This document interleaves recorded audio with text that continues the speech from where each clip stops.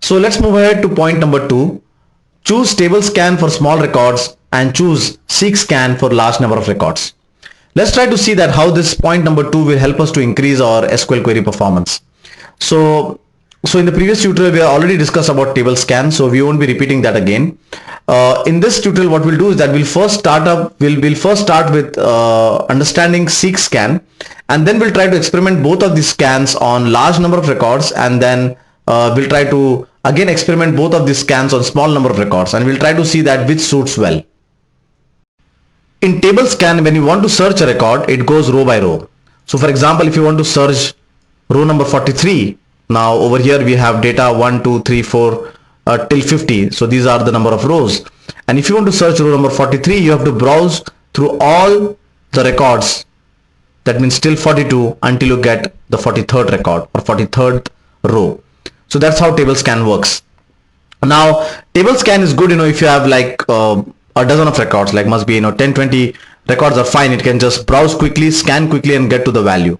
But if you have large number of records, then table scan is not fit for those kind of situation. And for those kind of situation, seek scan comes into picture. Now seek scan can only exist, or seek scan operator can only come live when you have created indexes.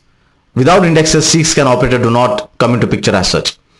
So whenever you create an index on a table, it's either a cluster index or it's a non-cluster index, it creates a B-tree structure, and seek scan uses this B-tree structure to search the record.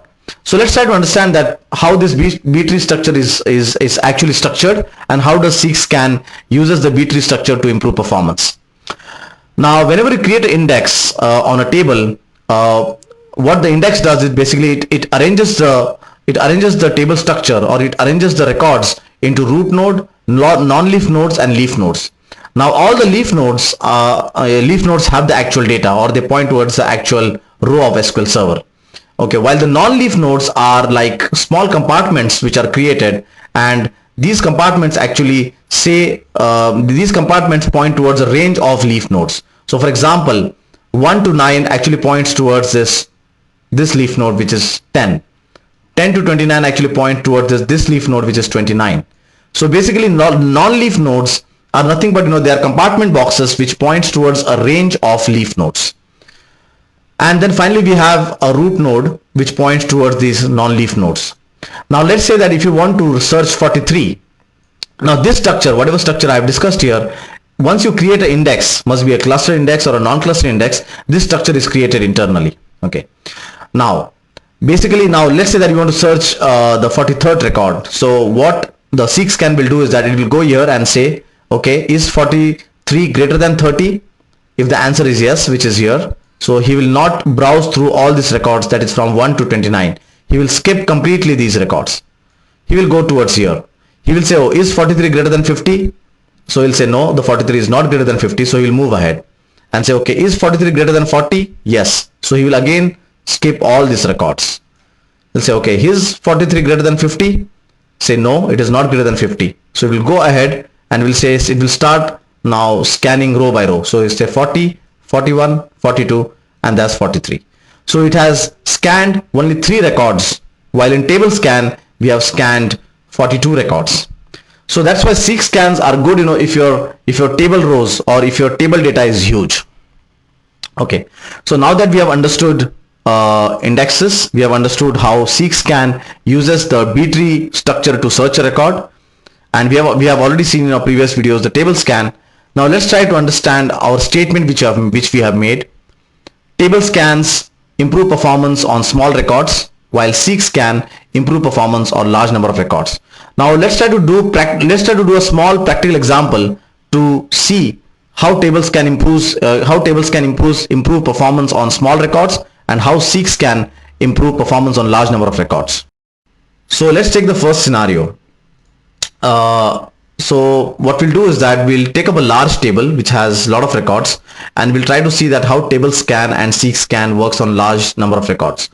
So here's a simple customer table we have with a customer code, customer name and register date, and it has approximately 3000 records. Okay, so what we'll do is that first we will go and remove any indexes which you have on this table. So I am removing any kind of indexes which we have on this table, and by removing the indexes, we ensure that now only table scan operator will be run. So here's a simple SQL statement I have, which basically gives out the customer code, customer name, and register date, and it uses the customer code field to search the record. Now let's go and see the query plan. So because we have created no indexes, it has no primary keys. It's using the table scan operator. You can see that on the plan. Now once we have confirmed that, what we'll do is that let's go and on the statistics. So what I've done is I have written the set statistics IO on statement, and I'm firing execute. And let's record the logical reads. So without table scan on this table, on the customer table, currently the logical reads are 16. Okay. Now let's go and create an index. So let's go and create a cluster index. So let's add an index and let's create a cluster index, and let's save this. Now let's go again back and let's first confirm that it's using the seek scan. So let's hit the estimated execution plan. So you can see that it's using the seek scan. So that's good. So it's using currently the seek scan. Now let's go and again see the statistics. Now you can see that the number of logical reads are 2. That means there's a marked improvement the time we have created indexes. So seek scan is better on large number of records as compared to table scan. If you remember, in table scan the logical reads were 16, while in seek scan the logical reads are 2. Now what we'll do is that let's take up a small table now, okay, and let's try to do the same exercise on the small table.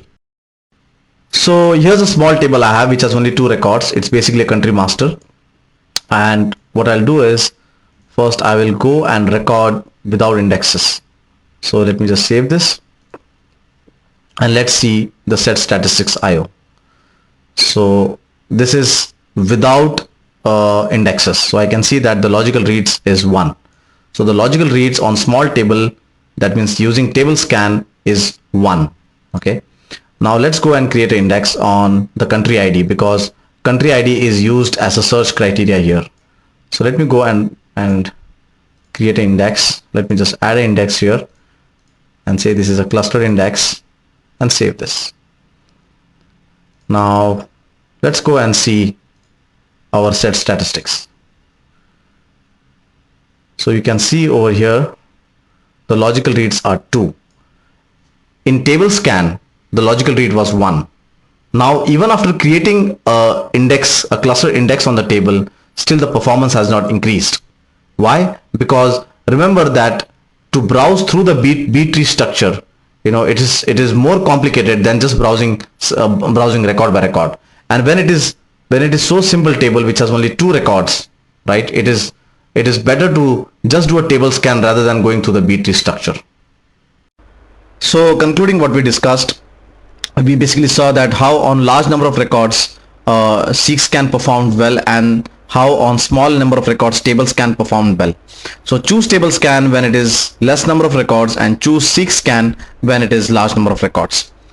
So I hope that you enjoyed this video. In the coming up video we will discuss more such points and more such important concepts which will help us to improve our SQL query performance.